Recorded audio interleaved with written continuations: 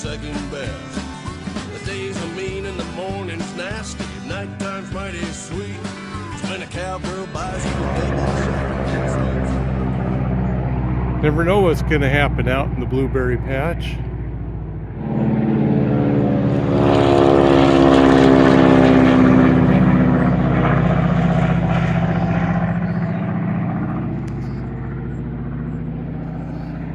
This is out back of Radke's place. Their place sits right on a bench in the landscape. And this body of water down here is a slough. It's backwater off of the Willamette River. Going around to make another run. What we're looking at down here is hazelnut trees. Whole grove of hazelnuts down there. And we understand from our local farmer, that is the Radke's son, who works on a hazelnut farm, that what they're spraying on here is some sort of sunscreen. So I guess so they don't get burned.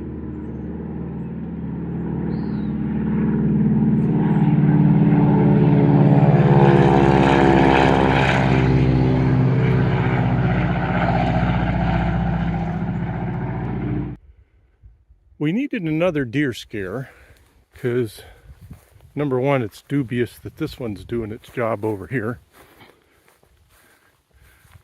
I see, it looks like the motion detector's sort of bent over. I'll straighten that up, but let's just see what happens as I'm walking past it.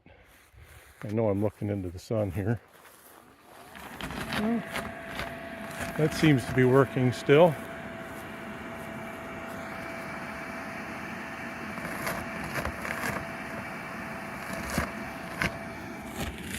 But the game cam right here, I checked that last week, and it shows nightly parties in here every night. So that's a little discouraging, and you can see these lower limbs have been chewed and not growing like things are up here at all. We do have a few grapes left, but the real solution here is to get these fences put back up, and I'm hoping to get after that this fall. We'll see. I think I mentioned on the last farm report that our green beans are getting chewed up, and so underneath this sawhorse hides, well, what do you suppose is under there? Let's find out. Let's walk in front of this motion detector and see.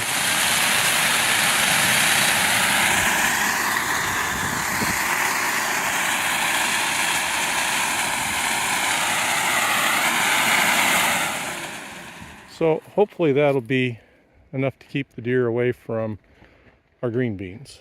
We'll see. Shot and then sweeps and walk your feet. Say, hey baby, I'm a rodeo star. You ought to come and see me ride. It's when you find out she's way better than you, and you wonder where your pride has gone.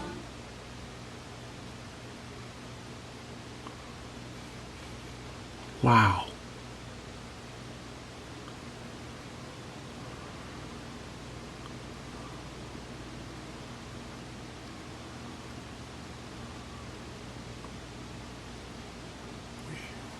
We have a herd of elk.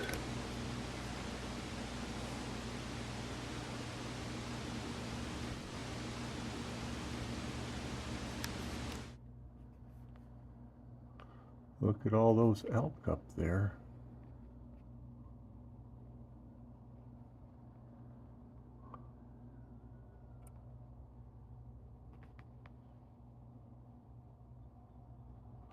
How many do you count? I can't.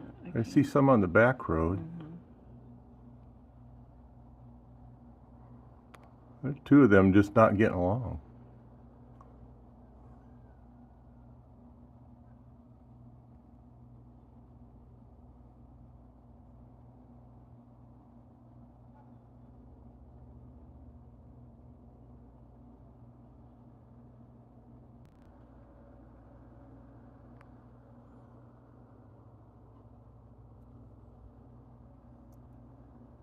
I see at least 6. I was gonna say 5 or 6.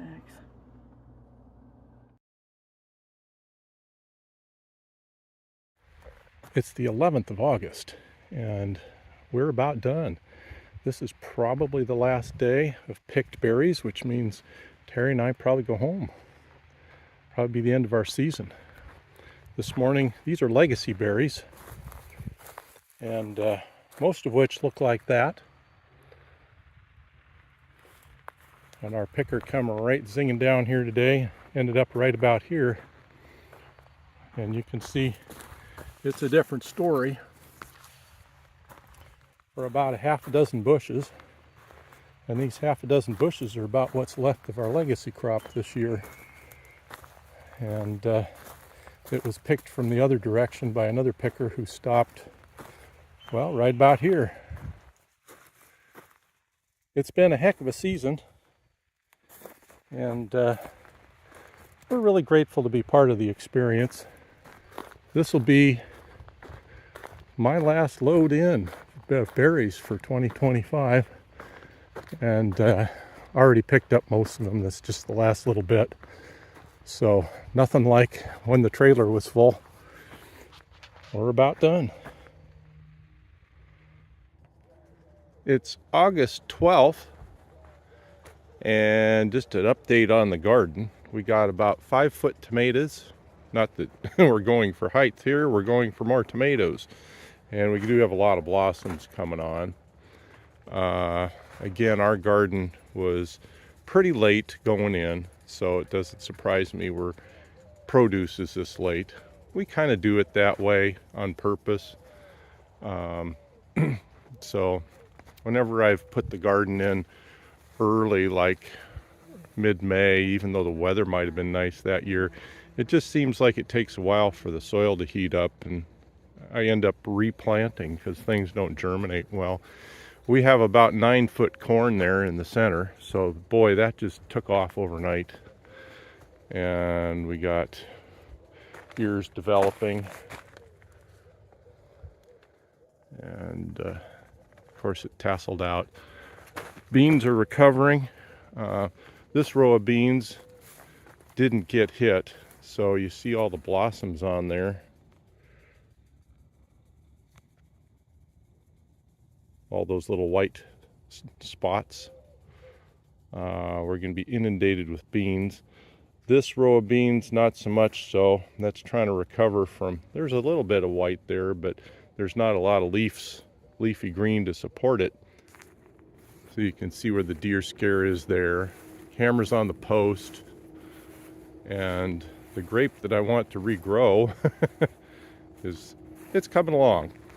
Got a little bit of leafy growth there. A couple weeks ago it had nothing, so I think this must be working. Don't think we're going to have a lot of grape harvest this year. Don't see hardly any grapes in there. A couple right there maybe, but I think again the deer are in, hitting on it all the time. I think they'll have those cleaned up before harvest.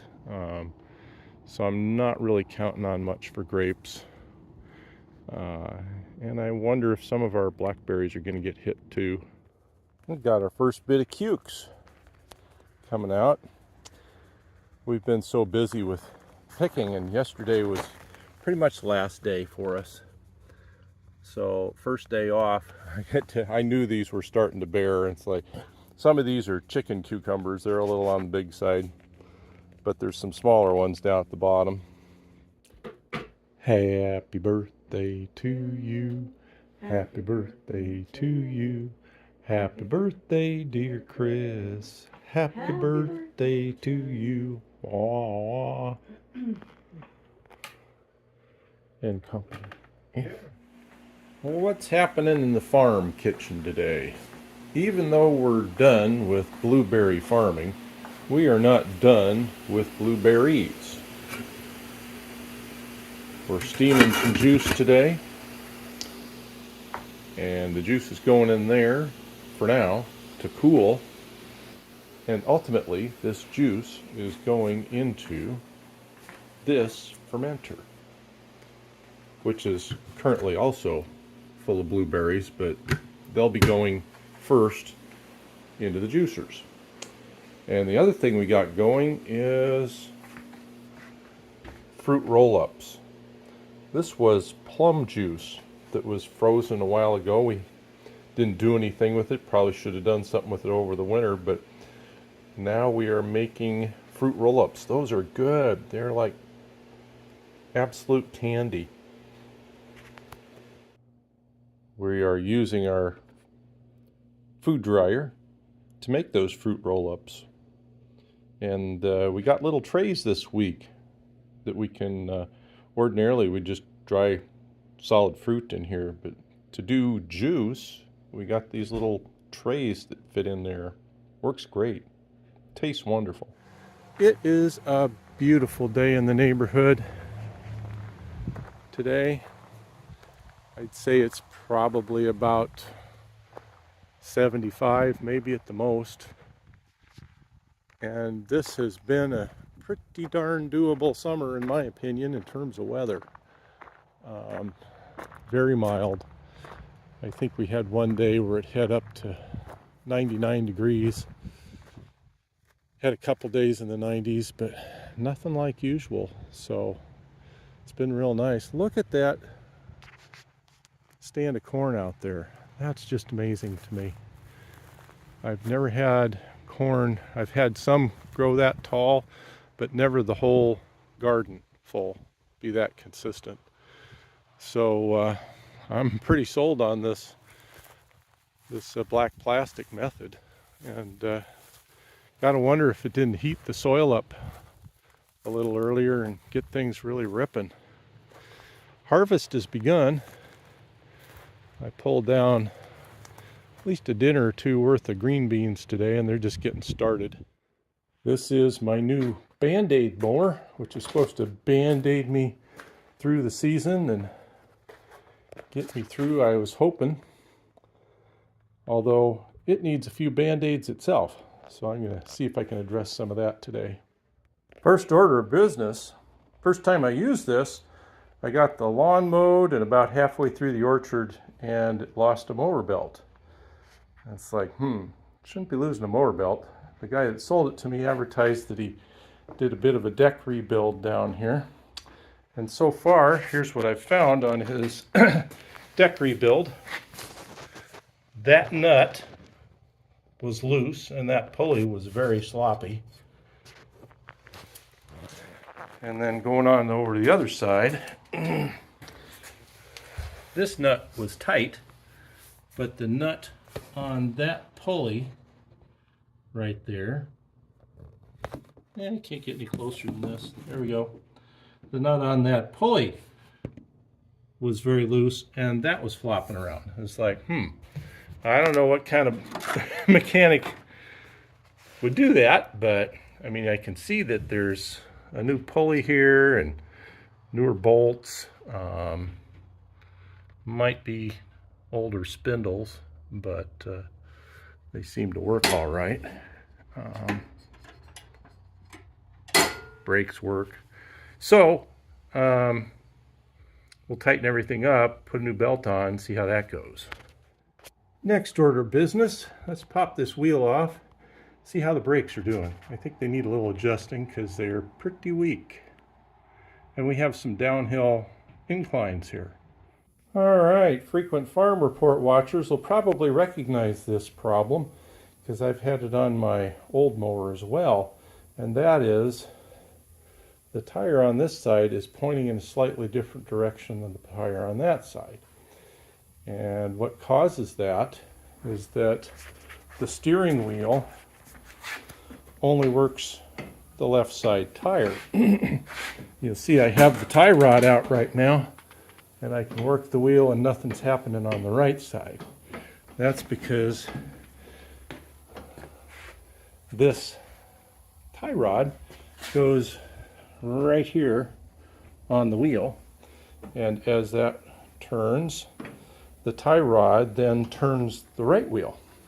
And where that gets to be a problem is when you hit something that makes the right wheel want to turn out that way real fast, then it kicks that steering arm in at a point where the left side one doesn't want to go that way. And so what happens is it puts pressure on this bar, which then bends up in the middle. This is supposed to be straight. So now I've done this a number of times to my old mower, so we know how to straighten that out. We put it on the vise and just bang away. So I'll be back after make a lot of noise. All right, well that ought to put us on the straight and narrow. Straighten up and fly right. I'm doing a little bit of pruning today out in the vineyard. Even though we're not going to get a ton of grapes, I still want to try to keep them as healthy as possible. And it's a mess in here. You can see prunings on this end of the row that are already down. You know, I thought it would be fun this winter when we were pruning to leave a couple of vines up over the trellis rather than each year I trim them back and start a new one growing up there. Note to self, made more of a mess than more of the fun.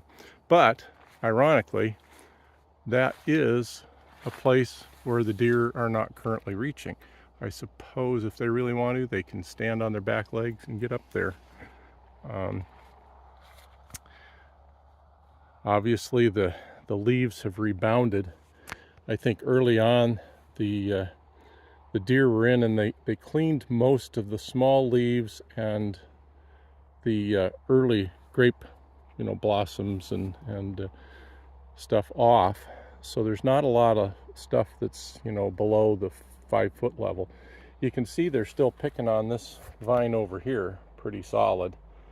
It's having a hard time coming back as all those leaves are very small and very chewed on. They should be looking more like that this time of the year. So they're still out here picking on stuff that's down at their size. So if we swing around 180 degrees, I haven't gotten to this part yet, so it's growing down to about the 3-foot level there. Have to duck under. So I got a bit of, there's another arbor there, another trellis up over the top, but I have to trim myself a little walkway through there. Okay, a few minutes later, and that's what it looks like. Isn't that charming? I could come get a chair and sit underneath there with a glass of wine. And you can see one of the advantages, I guess, of having that overhead arbor has been the deer can't get at that stuff. Now, I'm guessing that's probably how the whole vineyard would look that thick this year if it hadn't been for our 4-legged venison friends. And I have had a thought, if I could just get over qualms about fish and game rules, instead of putting the fences back up over here, maybe I ought to just start raising venison instead of beef. Come out here at night with a night scope and a 30-06 and do a little backwoods harvesting. But then there's the whole rules thing. Now it's hard to see inside all those grape leaves, but there's a couple of black plastic irrigation pipes that sort of form a hoop between these two rows. There's one here and one on the other side to form those arbors. And then I also had hoops on this row, 2 hoops. A little bit easier to see the pipes here, which collapsed. And I'm wondering if they collapsed because of the weight or if they had some help over on this side, because you can see all of this is fairly well stripped. Both of them have been, I think, pulled down. And you can see, even though we have some runners coming from the top of this grape over here that are doing healthy, out of the reach pretty much, you can see what's happening down below. These last 2 on this row and the last 2 on this row are really struggling. They're getting eaten on a regular basis. So I have arrived from Amazon yesterday an additional deer strategy that I think I will deploy down on this end of the vineyard. This is the lower end of the vineyard, the one that looks out to a pretty nice view down there. But I think it also opens up to, and again, we need to get these fences strung, and probably something on top of that, topping it off, electric fence or something, because they'll hop right over something this size. Anyway, yeah, we need to maybe get something going down here. We'll see how that new strategy works. Well, this will give you a frame of reference on the corn. I used to be 6'1", and I am in my shrinking years, but I think last time I measured I was still over 6 feet, maybe a quarter inch, half inch. Well, but with the hat, that probably makes me about 6'3". So here I am in the middle of this. Corn's doing well this year. Boy, look out in a couple of weeks. We're going to have one mess of corn on our hands to deal with. In fact, you could say we'll have corn coming out our... Oh, no, don't say it. Don't say it. Okay, I promised y'all a new Bambi defense. And it has come. And let's see if we can make it work as I approach it. Get a little bit closer. I'll bet you know what's going to happen. I got to get a little closer than I wanted to. At some point when I pass by that, this goes off and it stays there for, oh, what, about 10 seconds. And hopefully that's going to scare off people, four-legged people, on this end of the vineyard. There's a sad old friend sitting out here behind the barn, and I'm afraid it might be sitting there for a while. It, a few weeks ago, basically blew an engine, and it came to a very abrupt stop with a clank.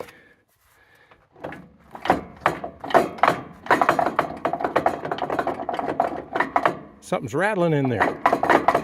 It'll turn this far, and it'll turn that far. And so every indication is that it threw a rod. How much damage it did will remain to be seen, and I may just pull it apart this winter and try to do a rebuild on it. Today we are doing some rare summer orchard pruning. I say rare because we usually do that in the winter, and I'm just doing a light pruning right now, but what we're doing is pruning around our grafts to give them a little bit of room to grow. You may remember our plum tree, and I cut that back quite heavily today, and I would say about a third of what you see there in the greenery is from our new grafts that occurred, oh, what was that, last February or March? I can't remember now, but avid Farm Report watchers will remember. And so where you see black tape remaining, like here, this is a graft, and that one grew all the way up there. This one did very nicely, you can see here, but it grew and sprouted out ×4 up there. Here again, this one did nicely and went way up and is currently about the highest thing on the tree. So the plum did pretty good. I would say only about a third or a quarter of the grafts, because I put in an awful lot. But just that many is going to be enough. This poor tree, its days are numbered. And you know, the first four to 6 years we were here at the farm, it produced some nice apples, so I'm going to miss them. It is a multi-graft tree, but I think there's really only one graft left there, and it splits off in the middle. The rest were down low on the original tree, so it's only really one remaining, and it's just looking like it got diseased or something. I did have some grafts take there, but overall the tree health is not good, so the health of the grafts has not been really great either. They're certainly not thriving. We have, it looks like 2 left, and then that's it. This is supposed to be a nectarine tree, but we continue to think that it died down to rootstock, and that what we have here isn't really a nectarine but some kind of peach. So we'll be interested to see last year what developed. They were pretty good too, but they were fuzzy like a peach and not smooth like a nectarine. 4 days after we started off, we have ignition. And we are bubbling away and into primary fermentation. 4.5 gallons of blueberry wine. I mentioned that Old Faithful has petered out. And maybe I'll fix it this winter. Maybe I'll move Old Faithful along. Definitely will keep that box, by the way, on the back. That's not going anywhere. And I mentioned that we have a new addition to the farm. I picked this mower up a few weeks ago. But what I didn't mention was we have a new addition to the farm. As in, I picked this up a few days ago. And why? I don't know. You know, a feller can just never have enough, right? Or his and hers? How about that? You going for his and hers? Which one do you think ought to be his? Which one's hers? Or a few days after I picked this one up, not a few days, but last week, this one appeared on Marketplace and was at a really good price and kind of way more to my liking. This one I think of as a Band-Aid mower to get me through, but this one had almost the same price, and it was I think this one will be more of a long-term mower. We'll see how it goes, but much beefier, as you can probably tell from the size difference there. Look at the back tires. Yeah, a lot bigger. The mowing deck is about the same size though, but it's much sturdier, I think. We're back, and what are we doing today? We're working on this old truck. This old truck is a 96. And Dad picked it up, I think, in like 2005. So it is almost, it's been with us 20 years, and it's almost 30 years old. And it has 159,000 miles on it, almost 160 on the speedometer. And you'll notice the speedometer's not in the dash right now. What's it doing out here? Holy dashboard, Batman! That's where that instrument panel goes. And the reason it's out is because it's been going intermittent. Sometimes it works and sometimes it doesn't. And when it works, it all works. The tach, the speedometer, all the gauges, and the illumination lights all work. And when it doesn't, nothing works. So if it happens to go out at night, it's kind of eerie because boom, your dash just goes dark. During the daytime, you don't notice that as much, but you do notice the gauges aren't working, and the speedometer's sitting at 0 even though you're flying down the highway. So it's got an electrical short in it somewhere, and I took it out today to kind of inspect, and I wished I'd found something a little more definitive. Hopefully just plugging and unplugging sockets may help with contacts and such. Sitting out on the deck tonight. It was a warm day, so out in shorts and shirt sleeve tonight. I don't know if the sound comes through, but the crickets are giving us a serenade. It's day 9 on our blueberry wine, and you can see it had foamed up quite high at one point, up to about here, and it's settling back down. It still has a little bit of foam going on the surface there, and it's still bubbling fairly actively, so it'll probably do that for the rest of this week. It's time to give it one last stir and see what trouble we can stir up. Just make sure all those yeast and things are doing their thing. One last introduction of oxygen on purpose. Boy, you can see as it's going here, the foam is just getting more and more active too. The lid's back on, and we're bubbling away again.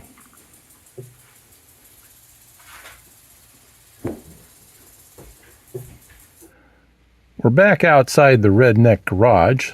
We did get this dash all buttoned back up, and for now I hope it's working. It is working for now, but it's hard to pin down intermittent problems, especially when it was working when I took it apart, so it's still working. But what's making it not work sometimes, I don't know. I hope just polishing up contacts on the back of this will be helpful. But today we're on to another problem, and that is that we've had another intermittent problem. But I know what's causing it, and that is that the blower motor sometimes doesn't work.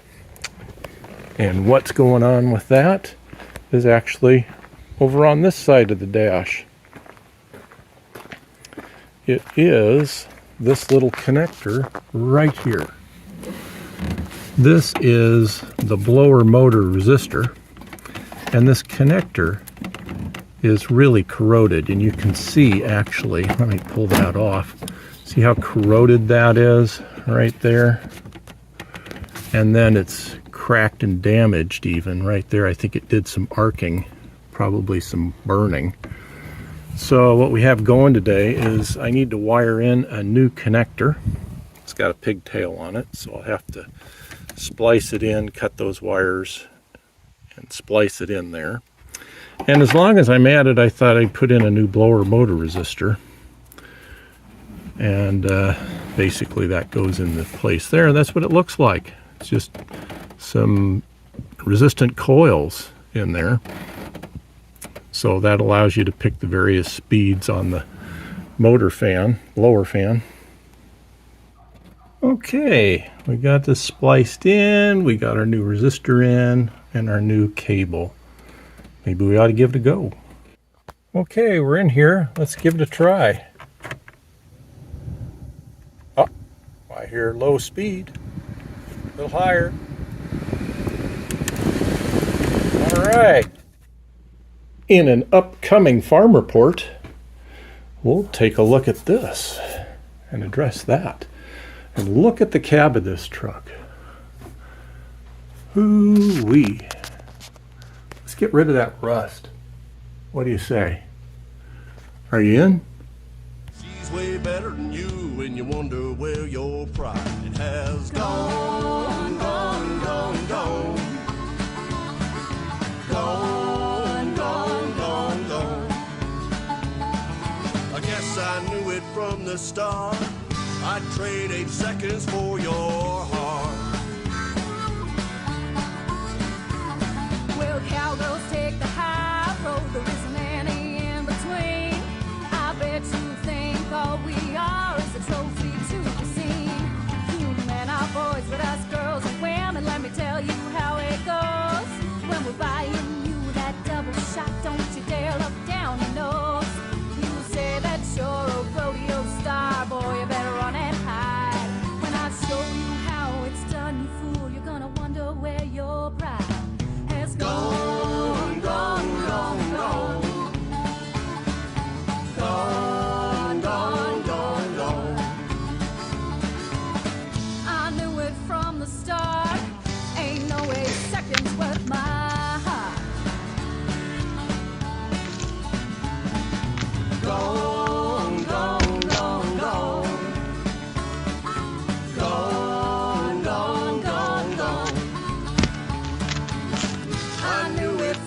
star. Ain't no 8 seconds worth my heart.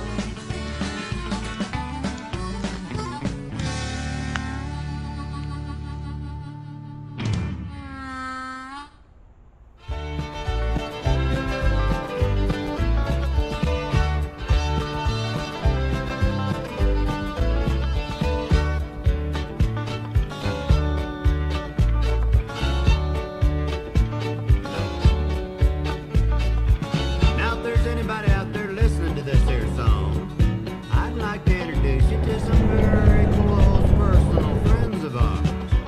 Good old boys. Got a little streak of ornery in 'em, but hell, they never meant no harm. Let me introduce you to only friends it seems. Jack Daniels, Johnny Walker, George Dickel, Jim Beam.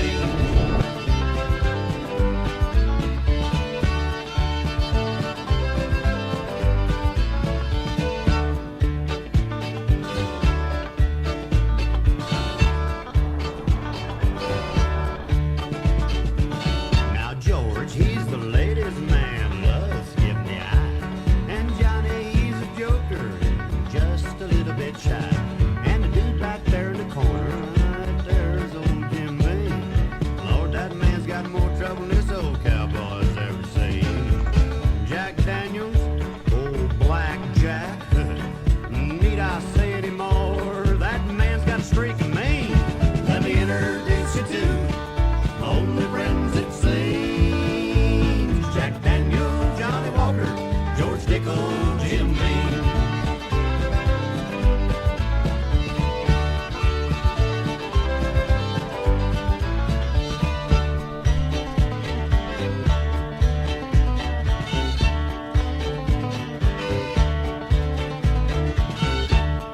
Levi, oh, never mind. Just a case of mistaken identity, I guess.